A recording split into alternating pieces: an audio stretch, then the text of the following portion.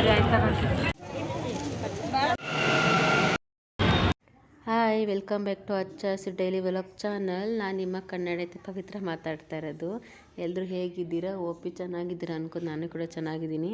So 3 ಡೇಸಿಂದ ನಾನು ಯಾವುದೇ ಥರ ವೀಡಿಯೋನೂ ಹಾಕೋಕ್ಕಾಗಲಿಲ್ಲ. ಮನೇನ ಕ್ಲೀನ್ ಮಾಡ್ತಾಯಿದ್ದೆ ಹಬ್ಬಕ್ಕೆ ಅಂತ. ಸೊ ಯಾವುದೇ ವೀಡಿಯೋ ಮಾಡೋಕ್ಕಾಗಲಿಲ್ಲ. ಇವತ್ತು ನಾನು ಚಿಕ್ಕಪೇಟೆಗೆ ಹೋಗ್ತಾಯಿದ್ದೀನಿ. ಸಡನ್ನಾಗಿ ಪ್ಲ್ಯಾನ್ ಆಯಿತು ಚಿಕ್ಕಪೇಟೆಗೆ ಹೋಗಬೇಕು. ನನ್ನ ಫ್ರೆಂಡ್ ಕಾಲ್ ಮಾಡಿದ್ರು, ಬನ್ನಿ ಹೋಗಿ ಬರೋಣ, ಸ್ವಲ್ಪನೇ ತೊಗೊಬರಬೇಕು ಅಂತ. ಹಂಗೆ ನನಗೂ ಕೂಡ ಕೆಲವು ಸ್ಯಾರೀಸ್ಗಳೆಲ್ಲ ಆರ್ಡರ್ಸ್ ಇತ್ತು. ಸೊ ತರಕ್ಕೆ ಹೋಗೋಕ್ಕಾಗಿರಲಿಲ್ಲ. ಮನೆಯಲ್ಲೇ ಕೆಲಸ ಮಾಡ್ಕೊಂಡಿದ್ದೆ, ಮನೆ ಕ್ಲೀನ್ ಮಾಡಿಕೊಂಡು. ಸೊ ಹಂಗೆ ಬಿಡು ಹೋಗೋಣ ಅಂಥೇಳಿ ಅದಕ್ಕೆ ಚಿಕ್ಕಪೇಟೆಗೆ ಹೋಗ್ತಾಯಿದ್ದೀನಿ. ನಾನಿವತ್ತು ಯಾವಾಗಲೂ ಮೆಟ್ರೋದಲ್ಲಿ ಹೋಗ್ತಾಯಿದ್ದೆ ಚಿಕ್ಕಪೇಟೆಗೆ, ಮಾಕ್ಲಿ ರೋಡಿನ ಮೆಟ್ರೋ ಹತ್ಕೊಂಡು. ಸೊ ಇವತ್ತು ಡೈರೆಕ್ಟಾಗಿ ಬಸ್ಸಲ್ಲಿ ಮೆಜೆಸ್ಟಿಕ್ಕಲ್ಲಿ ಇಳ್ಕೊಂಡು ಮೆಜೆಸ್ಟಿಕ್ಕಿಂದ ಮೆಟ್ರೋದಲ್ಲಿ ಹೋಗೋಣ ಅಂತ ಹೋಗ್ತಾಯಿದ್ದೀವಿ. ಸೊ ಇವತ್ತೊಂದಿನ ಯಾವಾಗಲೂ ಹಂಗೆ ಹೋಗ್ತೀವಿ ಅಂದರೆ ಸೊ ಫಾರ್ ಎ ಚೇಂಜ್ ಅಂತೇಳಿ ಬಸ್ಸಲ್ಲಿ ಹೋಗ್ತಾಯಿದ್ದೀವಿ. ಬಸ್ಸಲ್ಲಿ ಹಿಂಗೆ ಬರೋದಕ್ಕೂ ಮತ್ತು ಡೈರೆಕ್ಟ್ ಮೆಟ್ರೋಲಿನಲ್ಲಿ ಅಲ್ಲಿ ಬರೋಕ್ಕೆ ಎಷ್ಟೊತ್ತು ಟೈಮ್ ಡಿಫ್ರೆನ್ಸ್ ಆಗುತ್ತೆ ನಮಗೆ ಅಂತ ಚೆಕ್ ಮಾಡ್ಕೊಂಡು ಹೋಗ್ತಾಯಿದ್ವಿ. ಅದಾದಮೇಲೆ ಅಲ್ಲಿಂದ ಮೆಜೆಸ್ಟಿಕ್ಕಿಂದ ಅಲ್ಲಿಂದ ಫುಲ್ಲು ಮೆಟ್ಲು ಹತ್ಕೊಂಡು ಸ್ಕೈ ವಾಕಿಂದ ಫುಲ್ ನಡ್ಕೊಂಡು ಬಂದ್ವಿ. ಇಷ್ಟು ದೂರ ನಡ್ಕೊಂಡು ಬಂದ್ವಿ. ಮೆಟ್ರೋ ಸಿಕ್ತು, ಮೆಟ್ರೋ ಸ್ಟೇಷನ್ ಸಿಕ್ತು. ಅಪ್ಪ ಸಿಕ್ಕಾಬಟ್ಟೆ ಬಿಸಿಲಿತ್ತು ಇವತ್ತಂತೂ. ಆಗಲೇ ಬಿಸಿಲು ನೋಡಿನೇ ತುಂಬ ದಿವಸ ಆಗೋಗ್ಬಿಟ್ಟಿದ್ದು ನಾನಂತೂ. ನಮ್ಮ ಕಡೆ ಅಂತೂ ಬಿಸಿಲೇ ಕಮ್ಮಿ ಆಗಿತ್ತು, ಬರೀ ವೆದರ್ ಅಂತೂ ಮಳೆ ಬರೋ ಥರನೇ ಇತ್ತು. ಇವತ್ತೊಂಚೂರು ಬಿಸಿಲಿತ್ತು. ನಾನು ಬರೀ ಸ್ವೆಟರ್ ಬೇರೆ ಹಾಕ್ಕೊಂಬಿಟ್ಟಿದ್ದೆ. ಸಿಕ್ಕಾಬಟ್ಟೆ ಸೆಕೆ ಆಗ್ತಿತ್ತು. ಸೊ ಚಿಕ್ಕಪೇಟೆ ಅಂದರೆ ಸಾಕು ಒಂಥರ ಭಯ ಇರುತ್ತೆ, ಅದೆಲ್ಲ ಜನಗಳು ಜಾಸ್ತಿ ಅದು ಇದು. ಸೊ ನಮ್ಮ ವಸ್ತುಗಳಿಗೆ ನಾವೇ ಸೇಫ್ಟಿ ಇರಬೇಕಲ್ವ ಅಂಥೇಳಿ ಅದಕ್ಕೆ ನಾನು ಸ್ವೆಟರ್ ಹಾಕ್ಕೊಂಡು ಹೋಗಿದ್ದೆ. ಏನೇ ಆಗಲಿ ಎಲ್ಲೇ ಹೋಗ್ಬೇಕಾದ್ರೆ ಸ್ವಲ್ಪ ಹುಷಾರಾಗಿ ಹೋಗ್ಬೇಕು. ಇವಾಗಂತೂ ಗೋಲ್ಡು ಅದು ಇದು ಫುಲ್ ರೇಟ್ ಆಗೋಗ್ಬಿಟ್ಟಿದೆ, ತೊಗೊಳಕ್ಕೆ ಆಗಲ್ಲ. ನೋಡಿ ಮೆಟ್ರೋದಲ್ಲಿ ಎಷ್ಟು ಜನ ಇದ್ದಾರೆ. ಮೆಟ್ರೋದಲ್ಲಿ ಸಿಕ್ಕಾಬಟ್ಟೆ ಜನ ಇದ್ದರು. ಅದಾದಮೇಲೆ ಮೆಟ್ರೋಯಿಂದ ಬಂದ್ವಿ, ನಡ್ಕೊಂಡು ಹೋಗ್ತಾಯಿದ್ದೀವಿ ಚಿಕ್ಕಪೇಟೆಗೆ ಹೋಗೋಣ ಅಂತ. ಅಪ್ಪ ಫೈನಲಿ ಚಿಕ್ಕಪೇಟೆಗೆ ಬಂದ್ವಿ. ನಾವು ಮನೆ ಬಿಟ್ಟಾಗ 10:45 ಆಗಿತ್ತು. ಚಿಕ್ಕಪೇಟೆಗೆ ಬಂದಾಗ 12 ಆಗಿತ್ತು ಅನ್ಕೋತೀನಿ, 12 ಗಂಟೆ ಆಗಿತ್ತು. ಬಂದ್ವಿ. ನಮಗೇನು ಟೈಮ್ ಡಿಫ್ರೆನ್ಸ್ ಏನು ಅನಿಸ್ಲಿಲ್ಲ. ಸೇಮ್ ಅದೇ ಥರನೇ ಒಂದು 5-10 ನಿಮಿಷ ಅಷ್ಟೇ ಡಿಫ್ರೆನ್ಸ್ ಬರುತ್ತೆ, ಅಷ್ಟೇ, ಏನು ಜಾಸ್ತಿನೇ ಏನಿಲ್ಲ. ಸೊ ನಾವು ಬೆಳಗ್ಗೆನೇ ಬಂದ್ವಲ್ಲ ಬೇಗ, ಅದರಿಂದ ಅವಾಗಿನ್ನೂ ಶಾಪ್ಗಳೆಲ್ಲ ಓಪನ್ ಮಾಡಿ ಎಲ್ಲ ಐಟಮೆಲ್ಲ ಇಡ್ತಾಯಿದ್ರು ಆಚೆಗಡೆ. ಅಂಗಡಿಗಳೆಲ್ಲ ಓಪನ್ ಮಾಡ್ತಾಯಿದ್ರು. ನಾವು ಸ್ವಲ್ಪ ಬೇಗನೆ ಬಂದ್ವಿ, ಸ್ವಲ್ಪ ಅಷ್ಟು ಜನ ಇರಲಿಲ್ಲ. ಅದಾದಮೇಲೆ ಅಲ್ಲಿ ಯಾವುದೋ ಹೊಸ್ದಾಗಿ ಅಂಗಡಿ ಓಪನ್ ಮಾಡಿದ್ದಾರೆ, ತೊಗೊಳ್ಳಿ ಮೇಡಮ್ ಅಂದ್ಬಿಟ್ಟು ವಿಸಿಟಿಂಗ್ ಕಾರ್ಡ್ ಕೊಟ್ಟರು. ಸೀರೆ ನೋಡ್ತೀರ, ನಾವು ನೋಡೇ ಬಿಡೋಣ ಹೆಂಗಿರುತ್ತೆ ಅಂತ ಹೋದ್ವಿ. ಹೊಸ್ದಾಗಿ ಅಂಗಡಿ ಅಂತ ಕಂಚಿಕೋ ಸಿಲ್ಕ್ ಅಂತ. ಬಟ್ ನಮಗೇನೆಲ್ಲ ಸ್ಯಾಟಿಸ್ಫ್ಯಾಕ್ಷನ್ ಆಗಿಲ್ಲ. ರೇಟೊಂದು ಸಿಕ್ಕಾಬಟ್ಟೆ ಇತ್ತು ಅಂಥೇಳಿ ನಾವೊಂದು 2 ನಿಮಿಷ ಕುತ್ಕೊಂಡು ನೋಡಿದ್ವಿ ಸೀರೆನೆಲ್ಲ. ಯಾಕಂದ್ರೆ ನಮಗೆ ಗೊತ್ತಿರುತ್ತಲ್ಲ ಸೀರೆ ರೇಟ್ ಯಾವುದೇನೇನು ಅಂತ. ಹೊಸ ಅಂಗಡಿ ಅಂತೇಳಿ ಜಾಸ್ತಿನೇ ಇದು ಮಾಡ್ತಿದ್ರು. ಕೆಲವ್ರು ಹಂಗೆ ವಾಪಸ್ ಹೋದ್ರು. ನಾವು ನೋಡಿದ್ವಿ 1-2 ಸೀರೆನ, ರೇಟು ಜಾಸ್ತಿನೇ ಆಯಿತು ಅಂತೇಳಿ ನಾವು ವಾಪಸ್ ಹೊರ್ಟೋಗ್ಬಿಟ್ವಿ. ಏನೂ ತೊಗೊಂಡ್ಲೇ ಇಲ್ಲ ನಾವಲ್ಲಿ.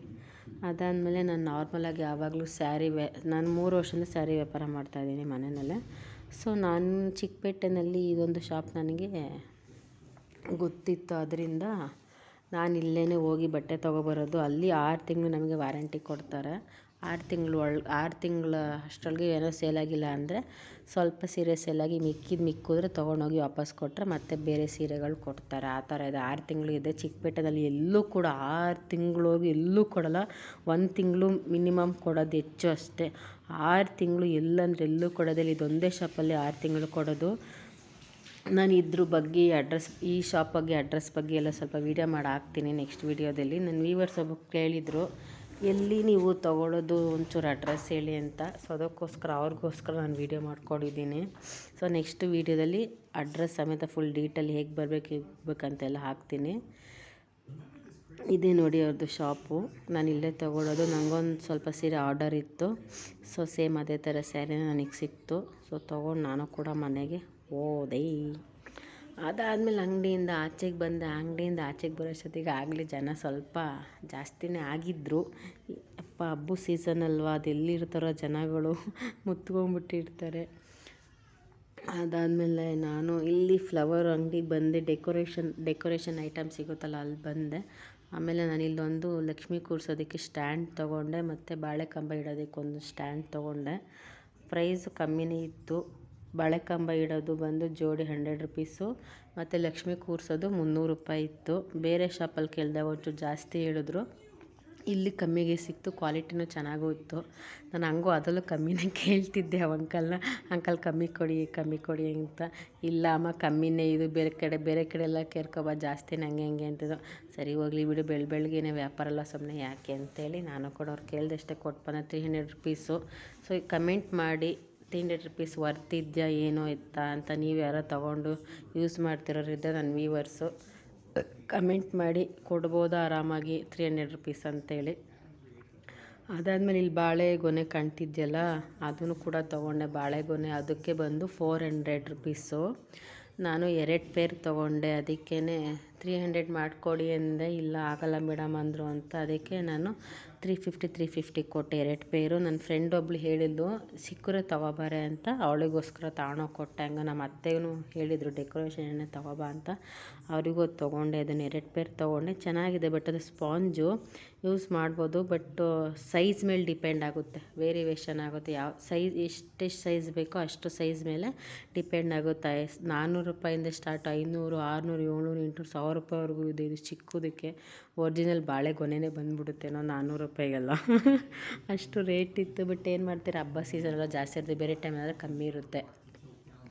ಅದಾದಮೇಲೆ ಸೇಮ್ ಹಂಗೆ ಅದೇ ಥರನೇ ಚಿಕ್ಕಪೇಟೆಯಿಂದ ಮತ್ತೆ ಹಂಗೆ ನಡ್ಕೊಂಡು ಮೆಜೆಸ್ಟಿಕ್ ಒಳಗಡೆ ಬಂದ್ವಿ. ಇನ್ನೇನು ಮಾಡಬೇಕು ಅಂತೇಳಿ ಬಿಸಿಲೊಂದು ಸಿಕ್ಕಾಬಟ್ಟೆ ಇತ್ತು ಇವತ್ತಂತೂ. ಯಪ್ಪ, ಯಾವಾಗಲೂ ಮಳೆ ಬರೋ ಥರನೇ ಇರ್ತಿತ್ತಲ್ಲ, ಇವಾಗ ಬಿಸಿಲಿತ್ತು.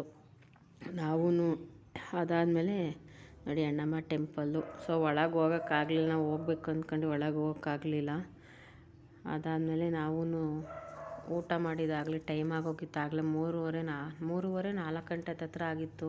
ಹೊಟ್ಟೆ ತುಂಬ ಹಸಿತಿತ್ತು. ಬಿಸಿಲಲ್ಲಿ ಬೇರೆ ಸುತ್ತಾಡ್ಬಿಟ್ವಿ, ಚೆನ್ನಾಗಿ ಜಾಸ್ತಿ ನಡೆದ್ಬಿಟ್ವಿ. ಅದಾದಮೇಲೆ ನವಯೋಗಕ್ಕೆ ಹೋದ್ವಿ ಊಟ ಮಾಡೋಣ ಅಂತ. ಅಲ್ಲೂ ಊಟ ಮಾಡಿಕೊಂಡು ನಾವು ಕೂಡ ಮನೆಗೆ ಹೋದ್ವಿ. ಇಲ್ಲಿಗೆ ಈ ವ್ಲಾಗ್ನ ಎಂಡ್ ಮಾಡ್ತೀನಿ. Thank you for watching. Please subscribe ಮಾಡಿ.